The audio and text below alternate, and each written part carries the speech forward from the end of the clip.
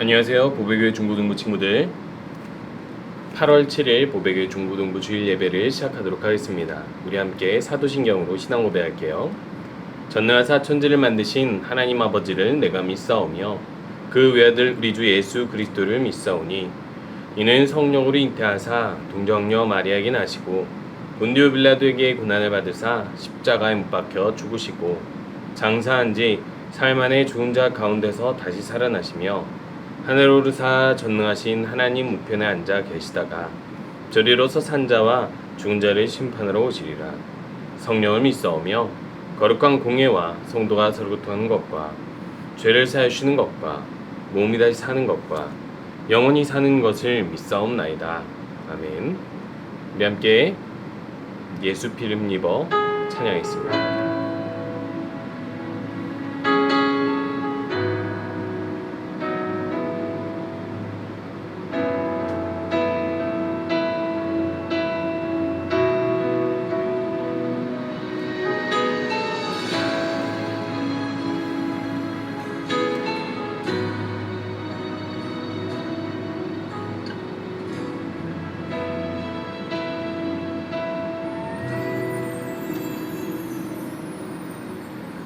주의 보좌로 나갈 때 어떻게 나가야 할까?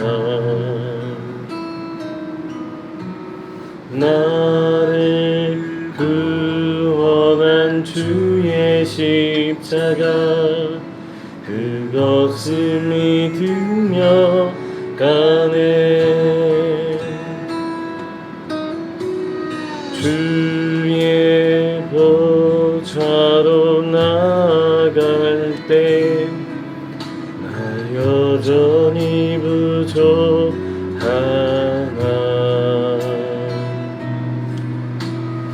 나를 부르신 주의 그 사랑 그것을 믿으며 가네.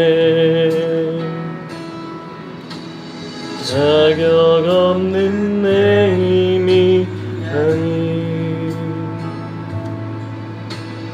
어린 예수님의 보혈로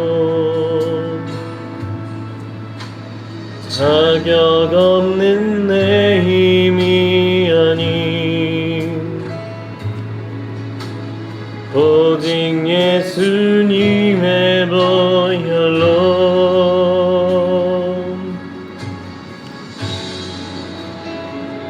십자가의 보혈 완전하신 사랑 힘입어 나갑니다. 십자가의 보혈 완전하신 사랑 힘입어 예배합니다.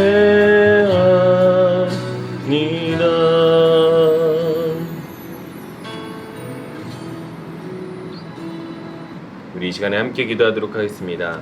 하나님께서 한 주간 동안 우리를 지켜주시고 공급하여 주신 은혜 감사드리고 우리를 구원하여 주신 은혜에 감사드리면서 오늘도 예배를 통해서 하나님을 기쁘시게 하게 해주세요.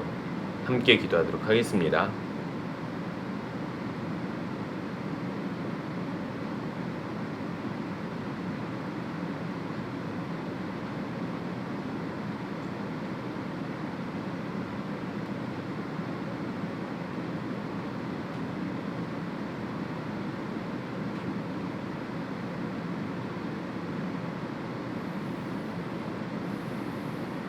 예수님의 이름으로 기도합니다.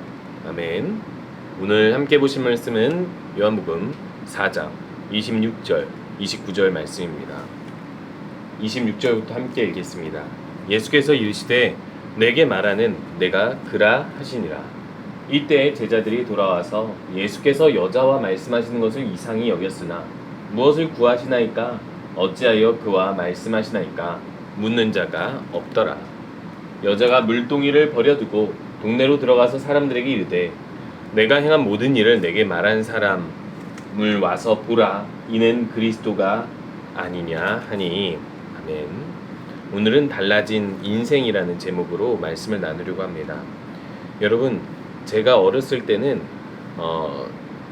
키가 다른 친구들보다 좀 작은 편이었습니다. 물론 지금도 작은 편이지만은, 그래서 키를 너무 크고 싶은 게 소원이었고, 어렸을 때 몇 년 동안 특히 성장기에는 키 크는 것을 놓고 기도했었던 때가 있었어요.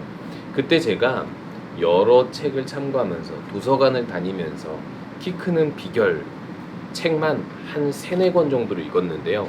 거기서 제가 하나 둘씩 수집해가지고 나에게 적용시켜 봤습니다. 우유를 먹는 것, 칼슘이 많은 것을 먹는 것, 그리고 스트레칭을 하는 것, 그리고 걷는 방법, 농구하는 것.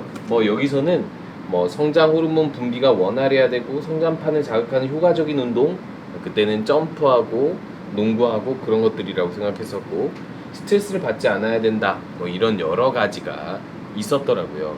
심지어 저는 운동도 태권도를 배운 건 아니었지만은 그때 줄넘기, 농구, 그리고 그 밖에 스트레칭 등등 여러 가지 운동들을 하루에 주기적으로 했는데, 그래도 노력의 결과였는지 1년에 10cm가 한 번은 큰 적이 있는데, 그 뒤에 3, 4cm 밖에 안 크고 키가 멈춤으로 인해서 지금처럼 이렇게 키가 좀 작은 편에 속합니다.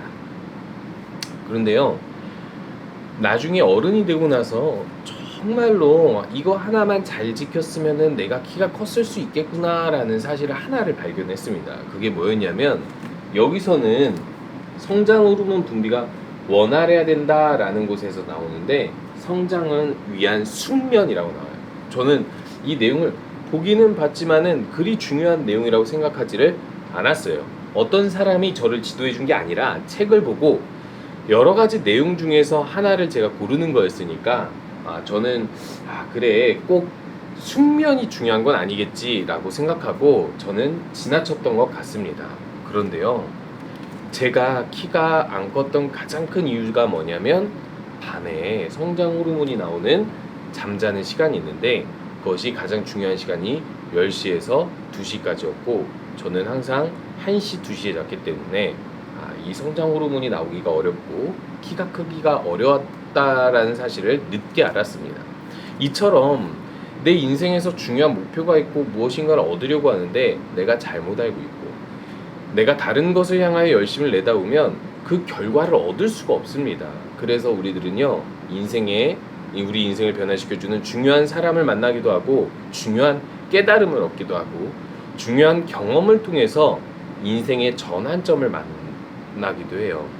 특히 사춘기 때는 성장기이기 때문에 그런 사람, 그런 지식을 제공받는 것은 너무 중요하겠죠.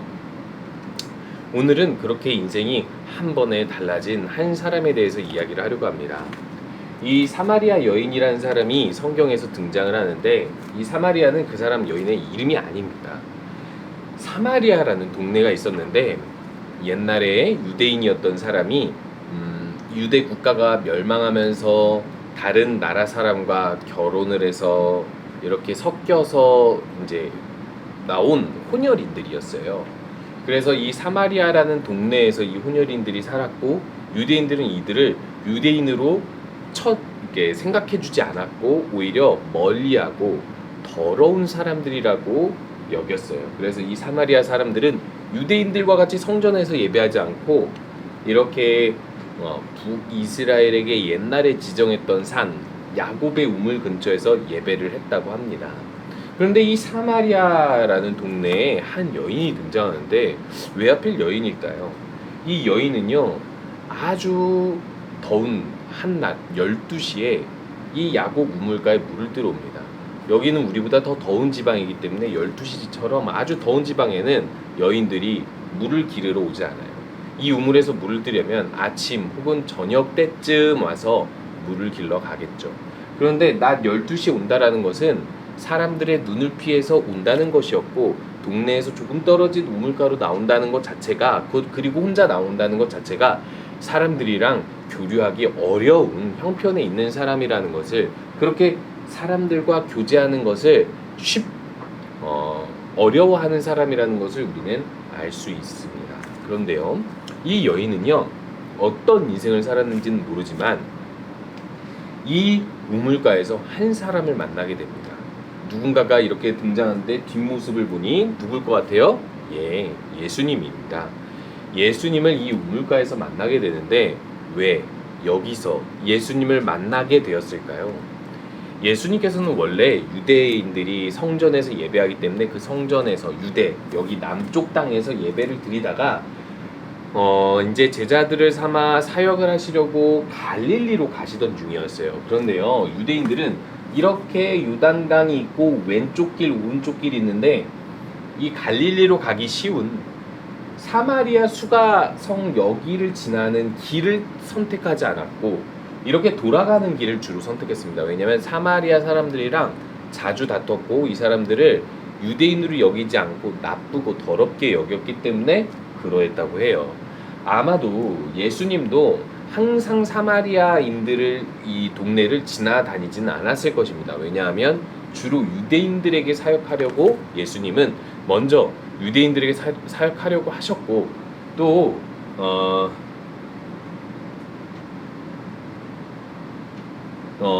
유대인들에게 사역하려고 하셨고 또 이 사마리아 사람들과 만나서 여러 가지 안 좋은 불편한 일들이 생길 수 있기 때문인 거죠. 그런데요, 여기서 중요한 게 뭐냐면 예수님께서 이날만큼은 사마리아 수가성을 지나가려고 하셨고 여기를 지나갈 때 드디어 이 제자들이 먹을 것이 없다고 해서 먹을 것을 구하러 다른 곳으로 가고 예수님과 사마리아 여인이 만나게 되었다라는 거예요. 여러분, 우연일까요? 계획일까요? 예수님은 왜 사마리아 여인을 만나려고 여기에 오셨을까요? 그 이유는 사마리아 여인에게 할 말이 있거나 무엇인가를 가르치기 위해서겠죠. 그렇다면 왜 하필 사마리아 여인이었을까요? 사마리아 사람들을 전도하려고 한다면 사마리아 여인이 아니라 다른 사람들도 많을 텐데요. 그리고 제자들이 있을 때 할 수도 있는 걸 왜? 예수님은 우물가에 혼자 앉아 계셨고 여인이 나올 만한 그 시간에 여인에게 말을 거셨을까요? 예수님과 여인의 대화는 이렇게 시작합니다. 예수님께서 여인에게 이렇게 말해요. 내게 물을 한 모금 달라. 우물물을 기를 물동이를 이 여인이 가지고 왔기 때문에 물을 달라고 하죠. 너무나도 자연스러운 질문입니다. 그런데요, 이 여인은 오히려 이렇게 질문을 합니다. 당신은 유대인으로서 어떻게 사마리아인인 나에게 질문을 하십니까? 말을 거십니까? 라고 이야기를 해요. 유대인들은 사마리아인들을 나쁘게 더럽게 여겼기 때문에 사마리아인들과 대화를 하지 않았습니다. 더더욱이 남자들이 여자들과 대화를 하는 경우도 흔치 않았어요. 더더욱이 사마리아 여인에게 유대인 남자가 말을 건다는 건 아주 흔치 않은 일이겠죠. 그러니까 이 여인은 이 사람은 누구길래 나에게 말을 거든가 라고 생각을 하고 질문을 한 거예요. 그때 예수님께서 대답을 합니다. 내가 만약에 내가 누군지를 알았다면 이렇게 질문하지 않고 오히려 나에게 물을 달라고 했을 것이다 라고 엉뚱한 말씀을 하세요. 예수님께서는 물동이가 없으면서 그러면서 예수님께서는 나는 너희가 모르는 영원히 목마르지 않는 샘물을 가지고 있다라고 이야기를 하자 여인이 그 물을 나도 달라라고 이야기를 하게 됩니다. 그때 예수님께서 갑자기 여인에 대해서 이렇게 이야기합니다. 너의 남편을 데려오라. 이 여인은 남편이 있었을까 없었을까요? 예수님 알고 말씀하신 걸까요? 이 여인이 이렇게 대답을 합니다. 저에게는 남편이 없습니다. 예수님께서 그때 이렇게 말씀하십니다. 그래, 너의 말이 맞다. 너에게는 남편 5이 있었고 지금 함께 사는 남자는 남편이 아니니 너의 말이 맞다라고 이야기하면서 이 여인의 인생을 이야기합니다. 그렇습니다. 이 여인이 이곳에 나온 이유는요.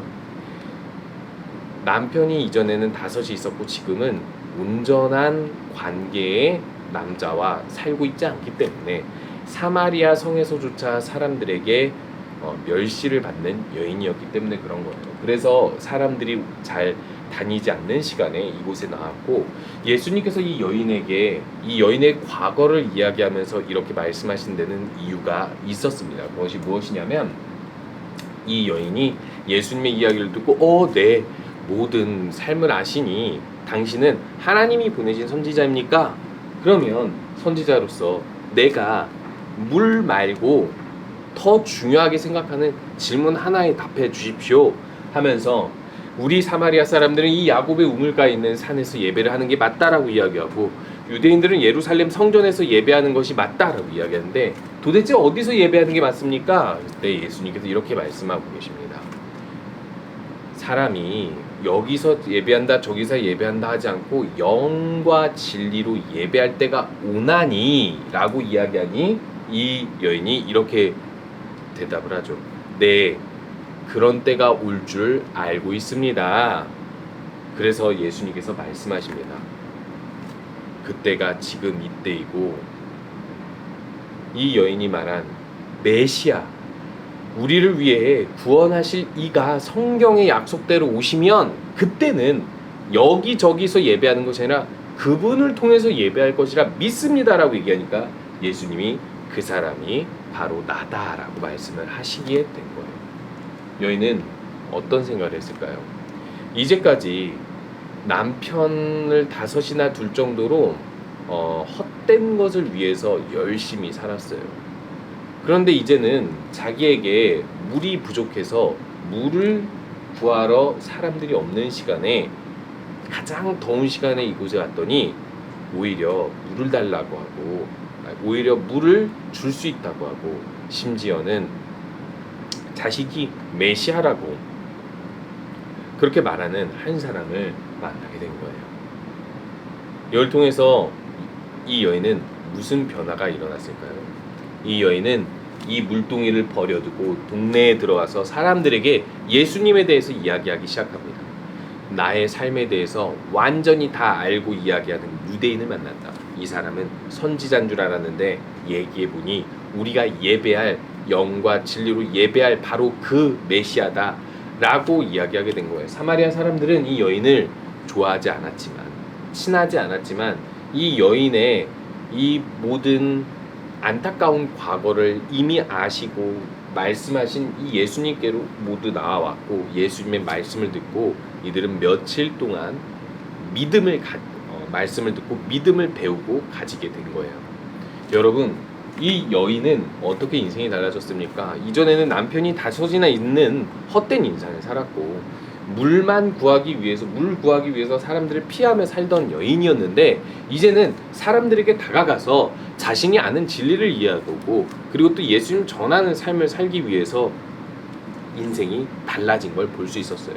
여러분, 우리가 누군가를 만나면 그 만나는 사람이 우리에게 영향력이 있을 경우 반드시 인생이 변합니다. 여러분의 인생은 변하셨나요? 예수님을 알고 예수님을 믿었는데 여러분들은 예수님이 누군지 알기 때문에 변하셨습니까?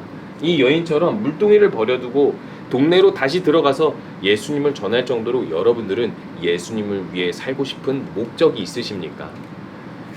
사마리아 여인이 물동이를 버려둔 이유는 이 물동이보다 이전의 남편들보다 그 어떤 것보다 예수님이 중요했기 때문이에요. 그 동네 사람들에게 미움을 당했더라도 그들에게 진리를 전하는 것이 더 중요하게 된 거예요. 그래서 이 여인이 얻은 것은요, 이전에는 스스로 얻을 수 없었던 진리, 영생의 소망을 얻게 되고 그것이 자신의 삶의 인생의 목적이라는 걸 깨달은 거예요. 여러분, 우리가 예수님 믿는다면, 예수님 누군지 안다면 우리의 인생은 달라져야 됩니다. 어떻게 달라져야 됩니까?